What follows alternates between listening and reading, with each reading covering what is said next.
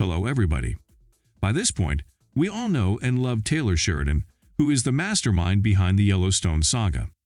The series is great as it is, with its unique premise as it follows the modern-day ranchers in their struggle to fight for their traditional lifestyle. However, the series is much more than that since it's filled with symbolism and difficult themes that reflect on our great desperation as humanity. Naturally, more often than not, there is a lot to unpack each episode, and we love to think about every single detail since they are usually clues to the mind of Sheridan himself.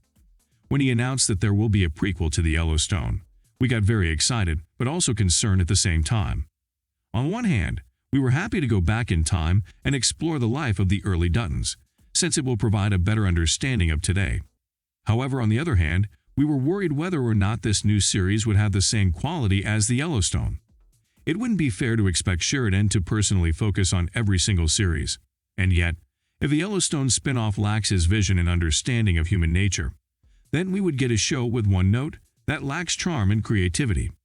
Therefore, the premiere episode of 1883 made us very happy, as it was already showing off glimpses of Yellowstone's uniqueness, and it was already obvious that there will be an even darker tone when it comes to the main themes of the series. So far, we were not wrong.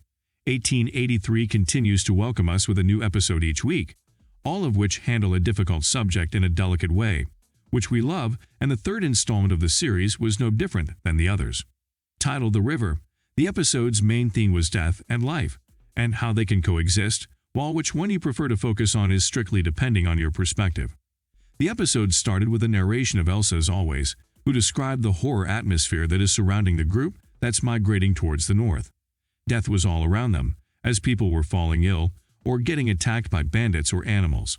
It was almost impossible to prevent any of these things, and since the majority of the German migrants were oblivious about the dangers of America, they were even more prone to be the victims. How the Duttons were coping with these, though.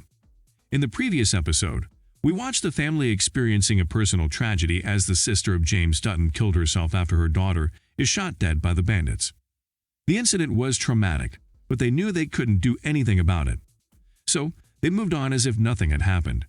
Now, this is the exact point where the tragedy of the situation lies, since we can feel the helplessness of the people of the era.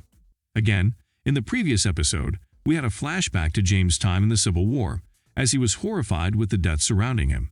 Even though it was a major trauma, he knew he had to continue living. Therefore, he got used to it, buried his memories inside, and focused on the future. When Claire killed herself, he did the same. However, when the death found the group as a whole, killing one after the other, his solution had to change. This time, he had to escape, treating the death as if it's a living being that is constantly attacking them. By moving the camping farther each time, he hoped to deceive the death, even though he knew that it wouldn't work. We also have to mention the mundaneness of the death for the people of the era, especially for those who not only experienced the Civil War, but also the plague. Seeing death so many times makes people numb towards it, as it loses its meaning. When a migrant rioted against him, Shay openly stated in the episode that killing him doesn't mean anything since he already killed dozens of men back in the war. That being said, in the first episode, we saw him crying over his dead family who lost their lives due to the plague. It shows that the people they know are the only ones who have a meaning, while the rest is viewed only as numbers, since they have no emotional attachment to them. Besides, killing is a way of law enforcement for the people of the era, which makes it a vital part of daily life. When you kill someone in a bar or on the street, no one holds you accountable for it, giving the men the power to do whatever they want. In other words, death is an ordinary thing for the 19th century people of America. On one hand, this is a good thing since death is truly an ordinary part of life. For modern people, it's highly scary and unbelievable, since we're enjoying high life expectancy and assume death will find us only when we are old. The people of the past, though, acknowledge the fact that there is a natural order of things, and when death comes, you have no other chance but to welcome it as your time here ends. We feel like the order of things in the 19th century makes it even easier for the people of the era to make peace with death. On the other hand, this is a little bit worrying since your life has no value and there is a very thin line between life and death, making living a pretty difficult task.